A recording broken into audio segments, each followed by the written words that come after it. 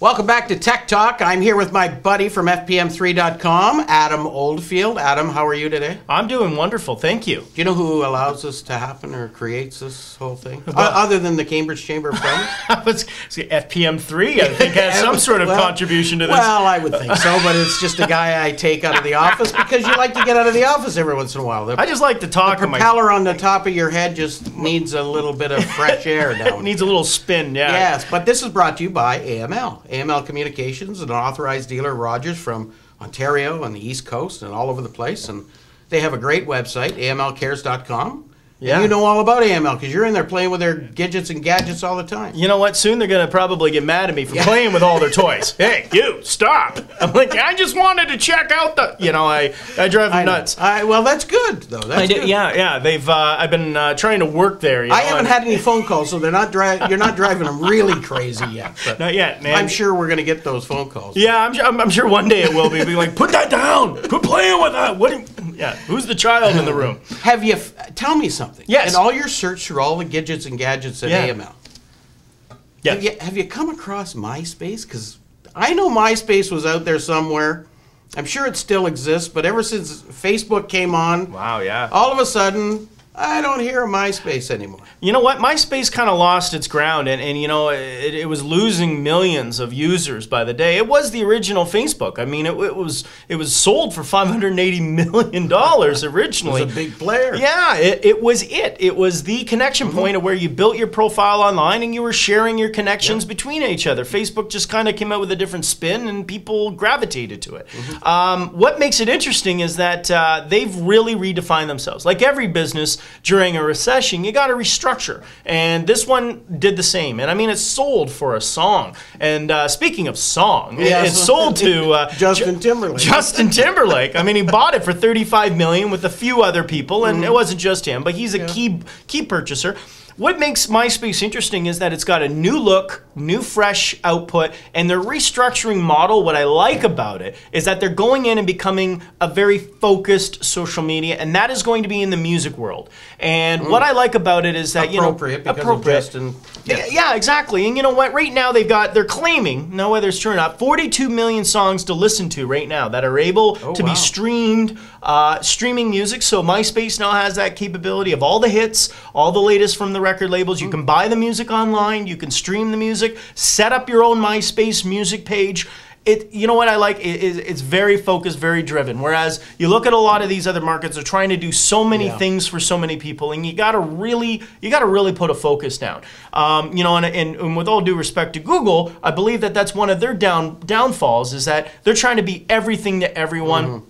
Apple, I think, has done it well. They're starting to segue into all these other areas and they're branching out, but they do have focus. So Apple's doing it well. They got operating system, it's in hardware. They're not really into the software social media game. Then you got Google, which is trying to be the hardware, software, operating system, and many other items out there in the world. So what MySpace is doing is very focused, very driven. Its future is to be derived around music, and I think that's very good, and it has a chance to come back, and $35 million investment on Justin Timberlake's could easily be paid back in very short time. Well, yeah, will it get to $500 million in value? You know what, if it does it right and he gets the right record labels and everyone supporting it, and it's got the right format, because we talked about Google being in music, iTunes has really invigorated the music industry as a whole. So what really limits iTunes from where it's going is that it's got limitations for cost. It also is, it's in this, I think it's almost reaching its peak with respects to where to grow or where to go. Whereas MySpace, it's very driven. It's just music, very much about independent music, about the artists, gives everyone a chance to kind of get their music profiled, and could be that source of, hey, I want to check out that song. Great. MySpace can be that place to go to. Wow, interesting. Speaking of things that I hear about and think about every now and again, like MySpace, where was it? But I've heard of something called Google Goggles. Yeah. You know what? Back in my college days, I believe that's what we called it. I thought it was beer goggles. Well, it was, and I think I probably slurred Google Goggles before it even was invented. We talked about the QR code at one time, and that's that little barcode that's square, and you scan it, and it takes you to a website. Yeah, I didn't know whether it really got legs. It got some legs. I don't think anyone was using it properly. Yes. Well, Google's taken it one step ahead. Now, it's not there yet. Now, what I mean by that is it's still got some little bugs and issues to fix. When I was borrowing, I say borrowing, I always borrow, from AML Communications had let me borrow an Android phone. I had tried it, and it has a lot of bugs in it. I mean, there were some things that worked out well, but they now have a new program called Mobile Visual Search, MVS. I got to remember this. MVS, what this means is you take your phone, and no longer do you look for the barcode. You now can take a picture of a landmark, a book, a barcode, like the barcode that's on every item. Take a picture of the barcode, take a picture of a business card, and it will automatically read those items. So if I took a picture of the CN Tower and literally just pointed on the phone, took a picture, it would tell me statistically how tall the building is, when it was erected, what it's about. If I took a picture of a painting, it would tell me who drew it or who painted it, the history, the value. Wow. That could be hugely powerful. It's extremely powerful. And the key is right now they're taking... Take a picture of you and get your whole life history. Well, that could be the future. It might be problematic. Well, they've been talking about that for a while, but now, I mean, obviously the data's got to be populated. Those pictures of you on the beach in Cuba might come up. I'm not sure. Oh, God help us. Oh, God.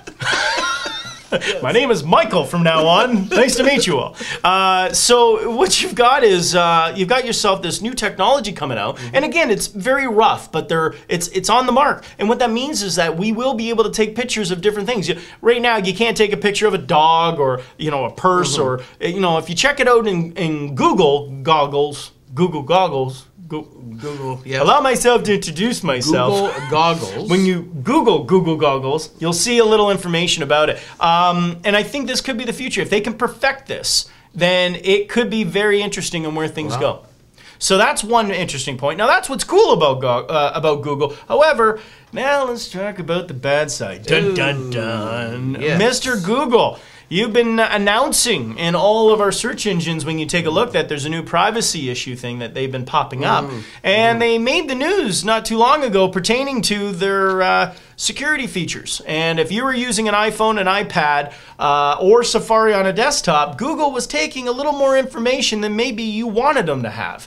And they've been storing this information. Why did they do it? Well, they were basically tricking people with Safaris to think that the cookies were not really allowed and allowing it to let that information out. Could you be able to shut it off? Of course you could, but you would have had to make the effort to go into the preferences to be able to shut it off. So Safari blocks third-party cookies by default. Well, Google made a little program in the Google settings to basically trick it. So right now, Apple is trying to build a few components to be able to not allow Google to do this, but Google claims it was necessary that it needed to do this to be able to provide the service. Wasn't the whole purpose behind it that Google needed to know where you were going to refine their search capabilities on their search engine? They're working on a lot of new things. They need to perfect a few little algorithms and so forth, but so they need that data. They need that data, not necessarily from a security perspective, but let's face it, in order to find out what people are searching and how to refine those tools, they need the data from individuals doing input into the system. That is correct. However, Google's been changing their privacy settings, as I indicated before in one of our past shows, to be able to support their Google Plus, the competitor to Facebook. What are people seeking? What are they looking for? How do you share that with your users? So by letting iPads and iPhones have this little twist availability in it, it creates a little bit of a, you didn't know you're giving this information to Google. And that's the problem. Yeah, I think that is the issue. That's the privacy issue. If you know that you're giving that information, then everything's square, right? Correct. Now, here's a little solution for you, and I mentioned this to you before. There is a new search engine that is available out there. If you don't want any of your IP information, your tracking history, anything that's out there that you don't want to have tracked, there's now a new search engine you can use, and it's called usestealth.com.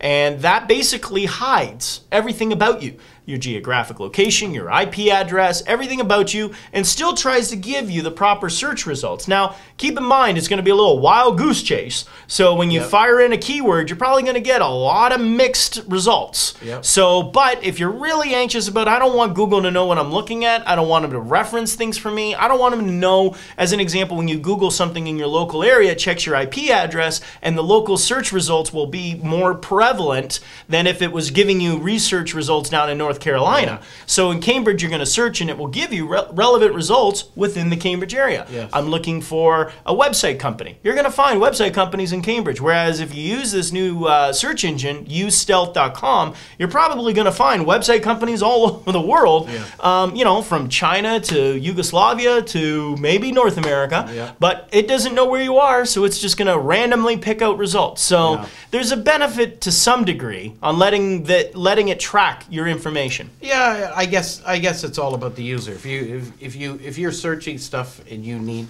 to be protected from others knowing what you're searching. Well, again, it's your information. How much do you want it to be shared? So anyway, that's I don't get into that stuff myself. I'm just looking for pictures of you on the beach in Cuba. That's all I look for. I haven't come across them, luckily. I've been hiding it. That's why I've been hiding it. My name's Michael. It's stealth.com for those of you who need that. And there are no pictures of Adam on the beach in Cuba. I've already checked that out. That's right. So that's what's happening in the old tech world this week. That's great. That's Tech Talk right here from the Cambridge Chamber of Commerce with my old buddy from FPM3.com, Adam Oldfield, brought to you by AMLcares.com. Thanks, Adam. Thanks, Greg.